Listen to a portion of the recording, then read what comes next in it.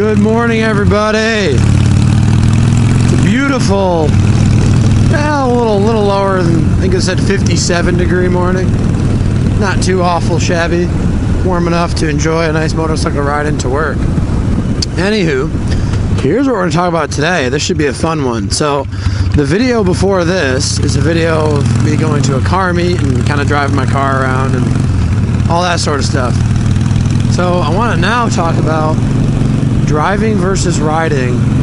And we're talking in like more of a performance and leisure activity mindset, not just riding to work. Actually, we can talk about both, and I actually will do that now that I think about it. So, driving versus riding. What's more fun, less fun, same? So, I guess I would first start off by saying, no matter what you do, I don't care what car you have, you could have a Miata, you could have a Honda S2000, or, whatever.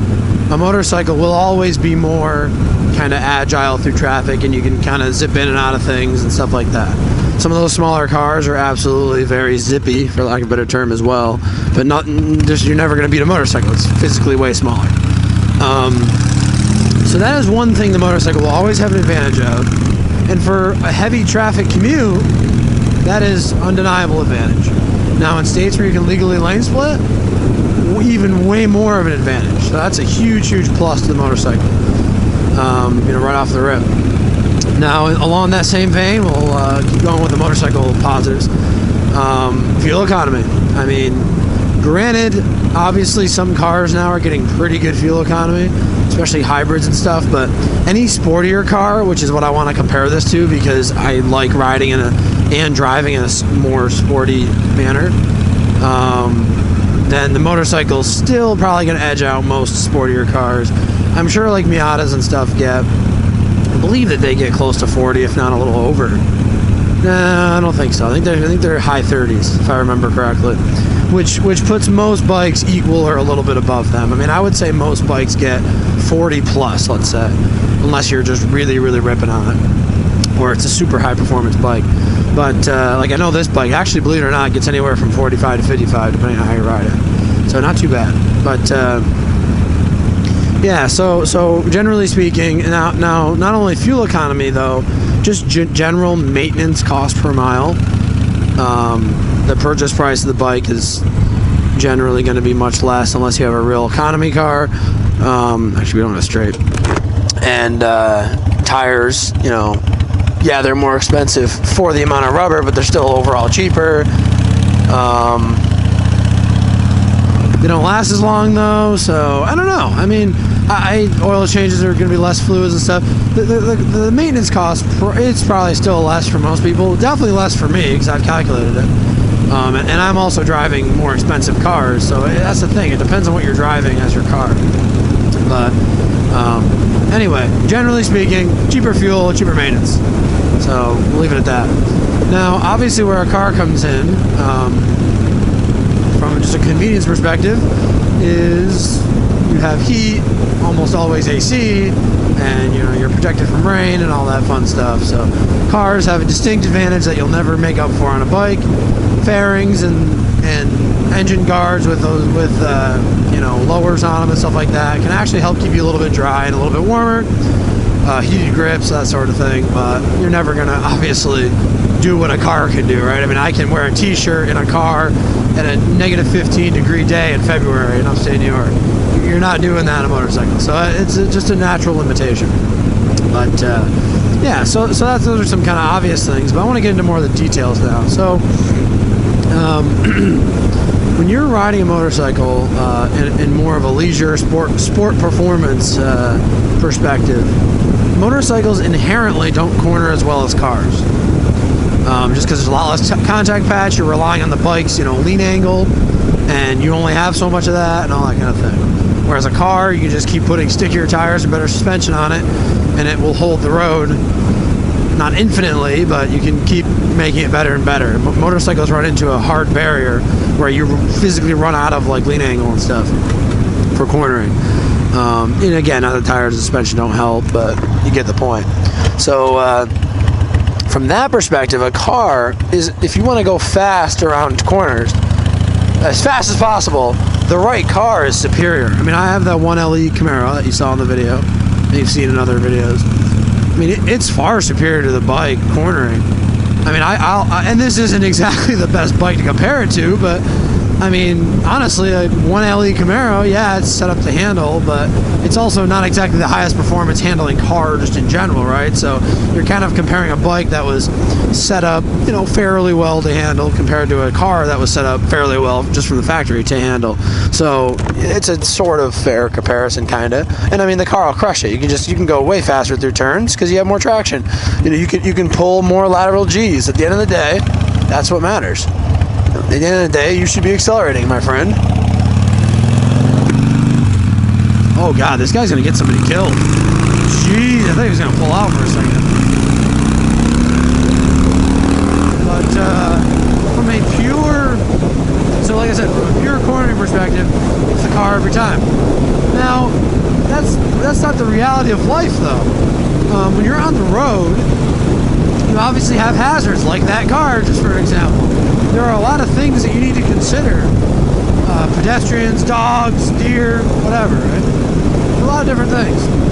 Now, on a motorcycle, yes, those things can jump out at you and hurt you easier. 110%.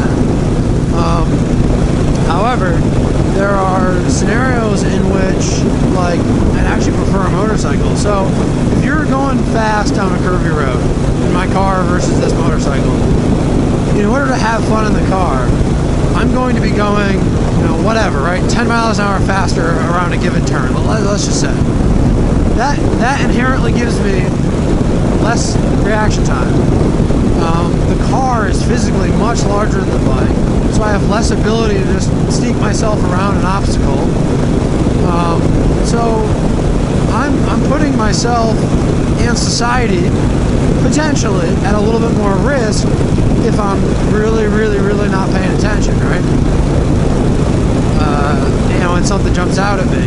On the motorcycle, the risk myself is definitely fairly significant, obviously, but I do have a little more maneuverability. I'm entering that corner a little slower to begin with. There are scenarios where I might just have a little bit more room for error because of the different vehicle type. Now, if you're riding a 1000cc sport bike and you're laying that thing down to the freaking grinding the pegs on it, well, you're gonna probably lose that little bit of room for error that you would otherwise have. Now with this bike, you know, it doesn't have a huge lean angle, so you can lay it right down to the pegs, and you've actually still got some inherent built-in room for error. You know, you can hit a little bit of gravel and, you know, kick a rear tire or front tire slightly, and the bike will recover. I've done it a million times. It doesn't feel great, but shit happens. Now that kind of brings me to my next thing. Gravel in the road and sand and debris, it does affect the car. More than people might realize if you're kind of pushing the car closer to its limits. However, it does not affect the car nearly as much as a motorcycle. So that is a huge disadvantage of motorcycles, is even a small bit of gravel or sand can just completely make you wipe out if you're not paying attention. And as a result, you have to, on the street especially, ride in a certain way with a certain sense of defensiveness that you just don't need to have in a car. It's a greater level. So that's a big difference there too. And then little things, right? When you do get to your destination, you know, you're going to be a little bit windswept or whatever you want to call it, right? If you've been on a motorcycle for half an hour, 2 hours, 3 hours, you know, bikes are a little bit loud, the wind is loud, you know, you've been really intently focused on traffic, at least you should have been. So you're going to be just a little tiny bit. It might take you 5 minutes to just kind of recover your bearings and settle yourself down and, you know, let your heart rate come down a little bit, and then you're good. I mean, it's not like you just went to war or something, but it's a slightly higher stress environment. Driving a car spiritedly is a little bit of a higher stress environment as well, but not the same as a motorcycle. So it's a little different amount. But especially, you know, if you're driving responsibly on the road and not just completely driving like an animal.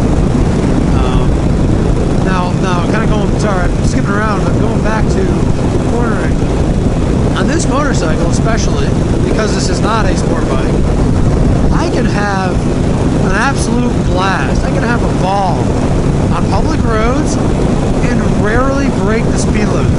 So there's a lot of roads, at least here in the north and southeast, from the riding I've done in the Appalachians, there's a ton of roads that are 45 or 55 mile an hour speed limits, and you can corner at those speeds. And it's a very sharp corner at those speeds for the bike. And I mean, the suggested turning speed is less, sure, but the actual road speed limit has not been broken. So you're having as much fun as you can have, right? And you're not really ever gonna land yourself with a big ticket or jail or whatever, right? So there's a lot of good. Dude, get out in this turn lane, commit, accelerate. Anyway, there's a lot of advantages from that perspective. I mean, in my car, to have fun on all but the tightest of roads, you're going to be speeding. And then speaking of that, motorcycles, I find anyway, are way more fun on tight, like super tight, twisty roads. You lay that thing over on the exhaust and on the pegs and, you know, lean your body off the bike, accelerate out hard. It's an absolute blast. You know, and the bikes really handle the tight turns super well. Whereas cars, especially a bigger car like my Camaro, they get a little bit, they start to feel big when you're going around really tight corners. They'll handle them great, and you know, you can have fun, kick the rear end of the car out a little bit, but they really excel on the longer sweeping turns that you can just hammer down on, which again gets into the speed limit argument. Now you get to the point where you're breaking speed limits. So you got to question if that's, you know, how fast you want to go around some of the sweeping turns. And things start happening a lot faster at higher speeds. If I'm on a motorcycle at 30, laying the thing out, if a deer jumps out at me, absolutely worst case scenario, I hit a deer at 30. In that car, on a sweeping turn, if I'm going, say, 100, I just hit a deer at 100. Yeah, I'm in a car, but I also just hit a deer at 100. So, not the best scenario. I mean, people kind of forget, but you can still get messed up inside of a car. You know, yeah, they're pretty safe nowadays, but people die every single day in car accidents. You gotta put that in perspective too.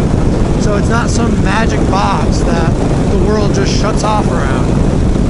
But yeah, so it's definitely a very different driving, you know, experience from handling and like mechanicals on the controls. The motorcycle, specifically this bike, is so cool to me. It's incredibly raw. I mean, there's not a single sensor on this thing. You know, it's just a clutch, brakes, no ABS, nothing. So it is completely down to rider skill to not crash. I mean, you have to really kind of know what you're doing if you're going to ride it harder. And I've done a lot of practicing, and I've tried to improve my skills such that I can be an effective and safe rider while also having fun. In the car, don't get me wrong, you can definitely put the car off the road too, but it's got traction control, it's got ABS, obviously, it's got StabiliTrak, which is like a stability control thing, just advanced traction control, and then just being a car with, you know, big Brembo brakes and fat tires and all that stuff. There's just a lot of room for error just because of all that too. So it's a heck of a lot of fun, but you do not feel connected to the road the way you do on this bike. That car will grip and stick to a corner incredibly.